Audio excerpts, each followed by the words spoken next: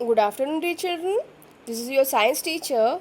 Now take out your science textbook and open page number 48.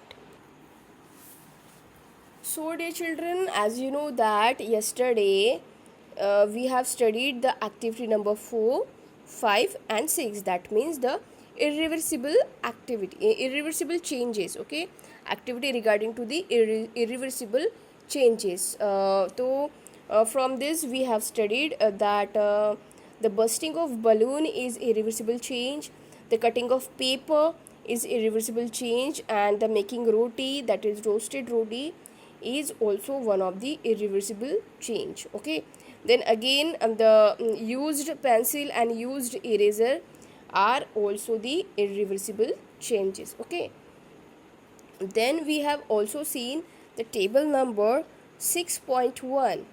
In this we have seen some common changes. Okay, and I'll explain. I had explained you about the can that particular changes can be reversed or not. In this let's figure out it again. Let's revise it again. Okay, so in first we have seen that raw egg to boiled egg, so there will be no, it is not the reversible change. Then batter to idli, no, it is also not the, it cannot be reversed again. Then wet clothes to dry clothes, so yes, it is reversible. Then woolen yarns to knitted sweater, yes, it is a reversible change. Then grain to its flour, no, it is not reversible.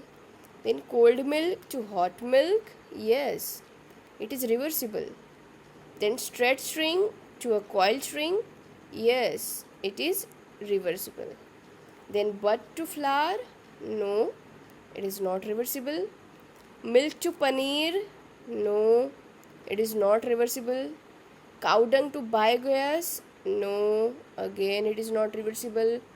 Stretch rubber band to its normal size, yes, this is reversible. Ice cream to molten ice cream, yes, this is again the reversible change. Okay, in this type you can categorize all the changes happen to your surrounding, whether it is reversible or whether it is irreversible.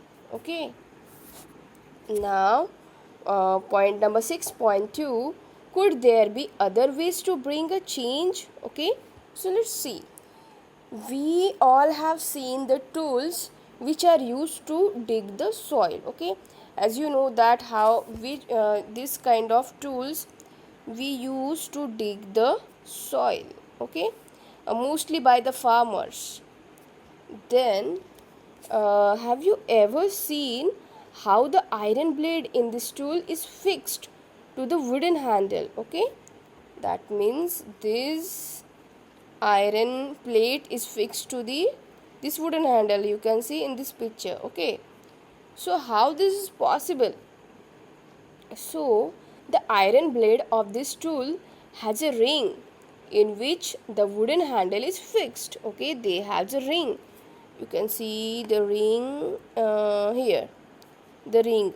Okay, here with the help of this we can fix this. Okay, this is the ring, this is the ring. Okay, then the iron blade of this tool has a ring in which the wooden handle is fixed. Normally the ring is slightly smaller in size than the wooden handle.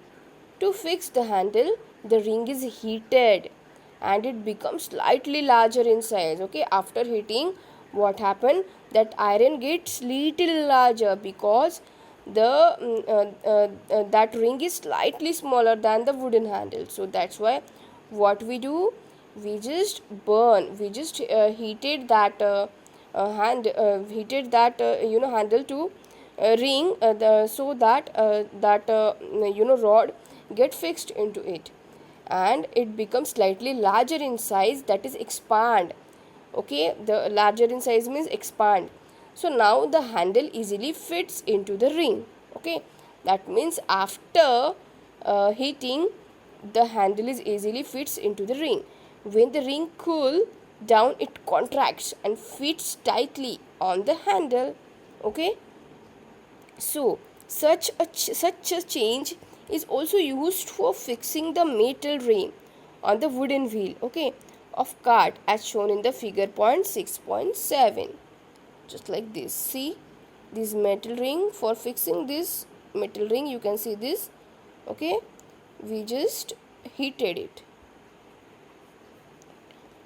So again the metal rim is made slightly smaller than the wooden wheel. So what we do, on heating the rim expands, okay, the size of rim get larger, and it fits onto the wheel and get fixed onto the wheel, and cold water is then poured over the rim to cool it down. Okay, for the cooling effect, what we do, we just pour the cold water, then which contracts and fits tightly onto the wheel. Okay, so after adding that cold water, what happened, the wheel get contract, that means its size get decreases and it fits tightly onto the wheel.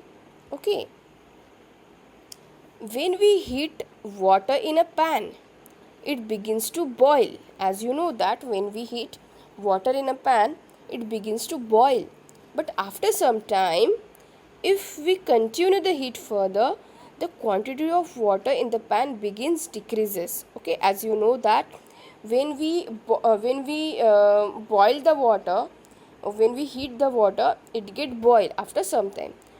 But when we still we continue heating that water, we continue boiling that water, keep boiling that water, then what happen, the quantity of water in the pan begins to decrease.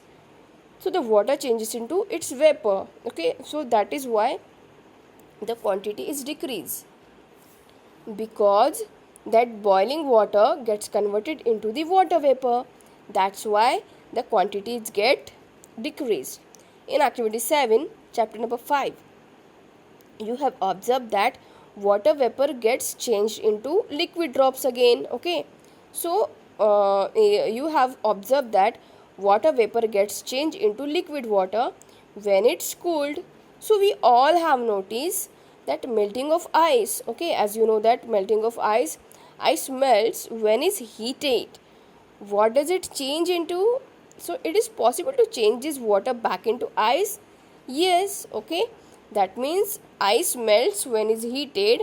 What does it change into? It does change into the liquid. It changes into the liquid.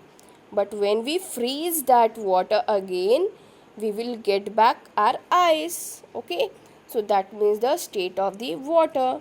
Okay, so in this type, by boiling or by heating, you can decrease the size and increase the size. Okay, so dear children, this is it for today's video. Tomorrow I will explain you the activity number 7. Okay, so dear children, if you have any problem regarding to this video, you can ask me. Okay, so till then, it's goodbye from my side. Thank you and have a nice day. Okay.